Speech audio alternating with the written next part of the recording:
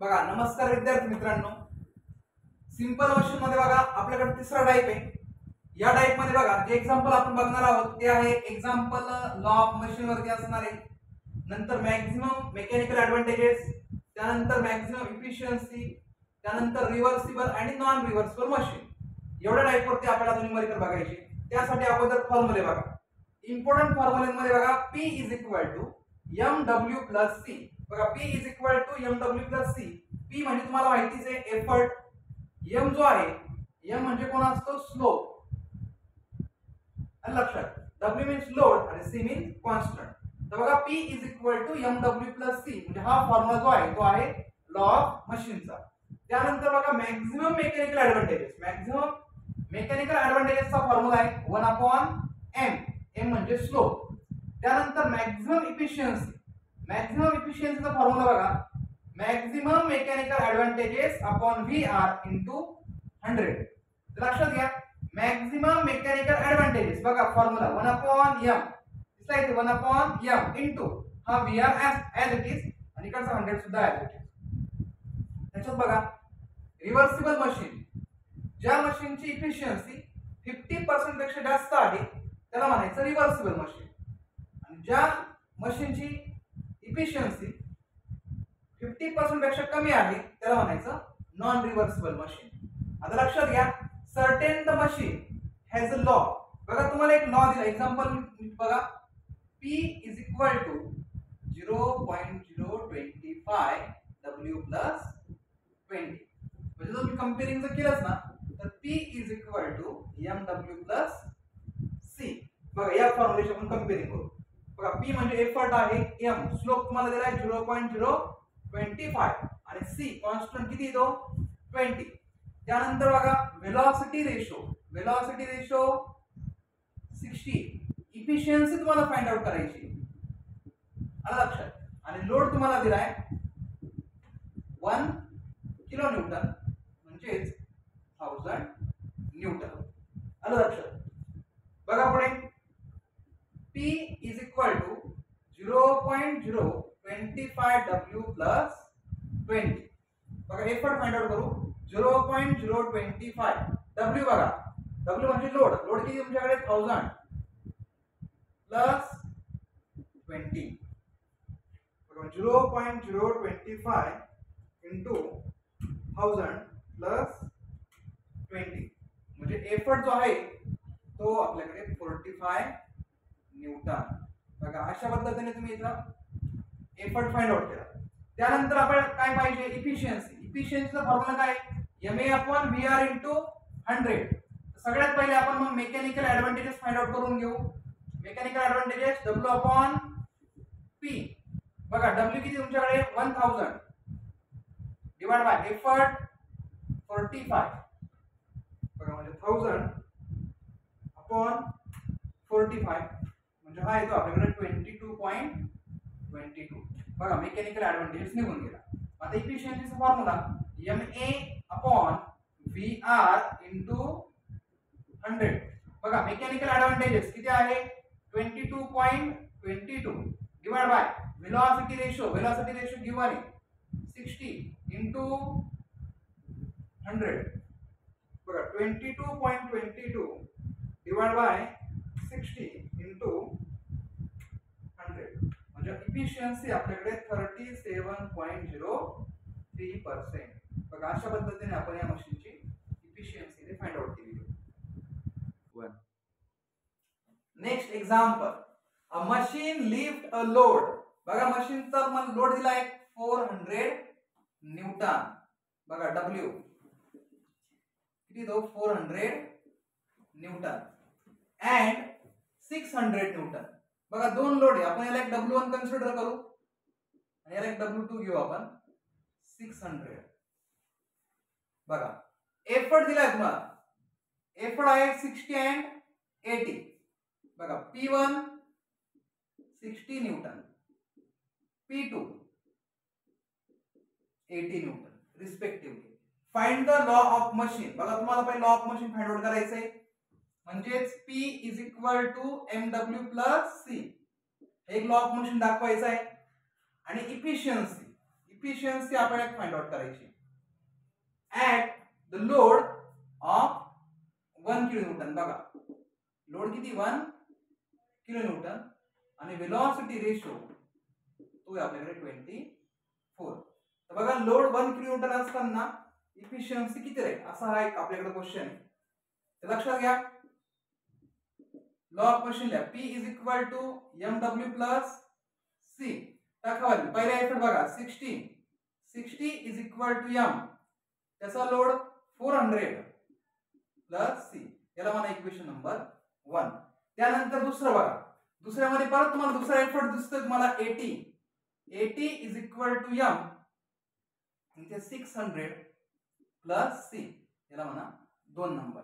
बघा अशा पद्धतीने आपण लोड म्हणजे एफर्ट आणि लोड आपण इथे दोन्ही पुटअप केले. बघा या दोन आपल्या गोष्टी दिलेल्या होत्या त्याच्यानुसार इथे बघा साइन चेंज करा प्लस मायनस मायनस मायनस हे सायमल्टेनियस इक्वेशन आहे.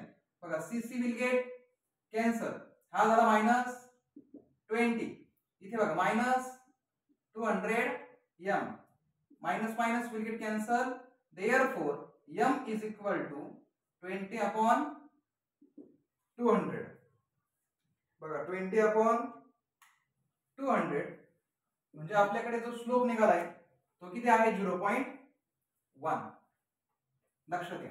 आता हा 0.1 आल्यानंतर फाइंड आउट करायला लावलंय तुम्हाला law of machine P is equal to mw plus c.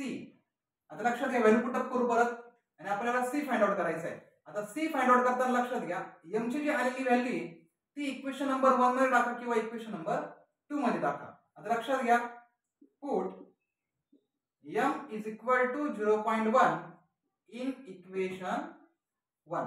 बघा इक्वेशन 1 घ्या किंवा इक्वेशन 2 घ्या. बघा 60 is equal to m ची व्हॅल्यू 0.1 into 400 plus c.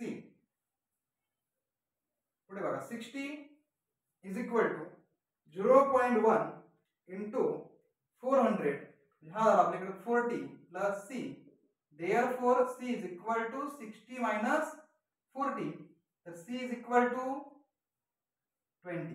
बघा c तुमच्याकडे लिहून फाइंड आउट झाला. आता पुढे बघा पहिली कंडिशन काय होती लॉ ऑफ मशीन काढा P is equal to mw plus c.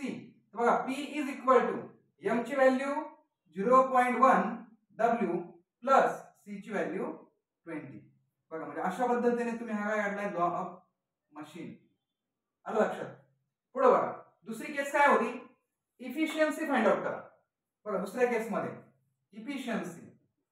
Efficiency formula ma upon vr into 100. आता ma बघा ma चा फॉर्म्युला काय w upon p upon velocity ratio into 100. आता लक्षात घ्या लोड तुम्हाला दिला होता 1 किलोन्यूटन असल्यामुळे याला बघायचं 1000 न्यूटन. बघा हा आपण घेतला 1000 न्यूटन डिवाइड बाय एफर्ट बघा आता तुम्हाला ते एफर्ट पाहिजे ते फाइंड आउट करून घ्यावा लागेल. परत मागच्या इक्वेशन वरती या P is equal to 0.1 into बघा लोड आपल्याकडे किती आहे 1000 प्लस 20 0.1 इंटू 1000 म्हणजे 100 प्लस 20 हा आपल्याकडे होतो 120. चला P एफर्ट जो आला आपल्याकडे 120 divide by velocity ratio 24 into 100. बघा 1000 डिवाइड बाय 120 डिवाइड बाय 24 त्याला इंटू 100 म्हणजे आपल्याकडे जी इफिशियन्सी जी आहे ती निघते 34.72. म्हणजे अशा पद्धतीने आपण ही इफिशियन्सी इथं फाइंड आउट केलेली आहे. स्टार्ट. बघा next example for a certain machine the law P is equal to 0.08 plus 5 Newton. बघा एक लॉ आला P is equal to 0.08 W plus 5. Calculate the effort. बघा काय फाइंड आउट करायचंय तुम्हाला effort required to the lift load of 5 kilonewton. बघा जो लोड तुम्हाला दिलाय 5 किलोन्यूटन म्हणजे 5000 newton. Calculate maximum mechanical advantages बघा मॅक्झिमम MA बघा हा एक फाइंड आउट करायचा आपल्याला आणि identify the type of machine.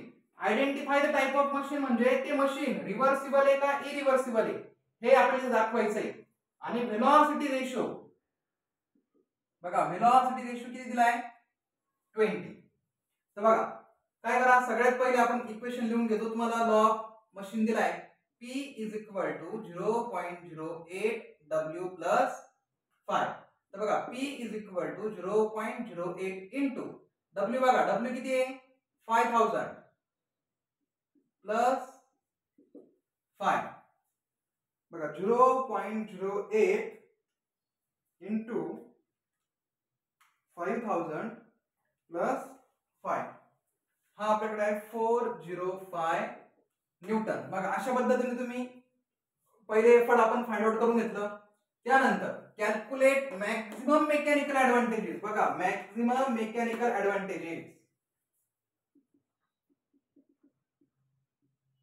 Maximum mechanical ऍडव्हान्टेजचा फॉर्म्युला 1 अपॉन स्लोप.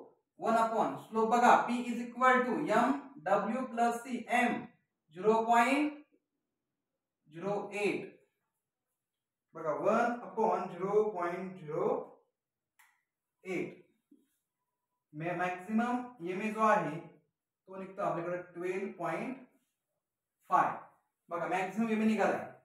त्यानंतर तुम्हाला व्हेलॉसिटी रेशो दिलेला आहे आणि identify the machine. Machine find out करण्यासाठी तुम्हाला मॅक्झिमम इफिशियन्सी काढणं गरजेचं आहे. बघा मॅक्झिमम इफिशियन्सीचा formula maximum MA upon VR. Maximum MA तुम्ही काढलाय बघा 12.5. लक्षात घ्या आपण टाकू 1 2 3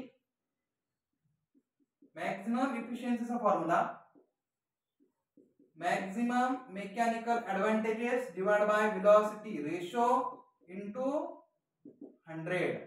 बघा मॅक्झिमम मेकॅनिकल ऍडव्हान्टेजेस किती तो 12.5 divide by velocity ratio 20 into 100 बघा 12.5 divided by 20 into 100 बघा हा किती येतोय 62.5%.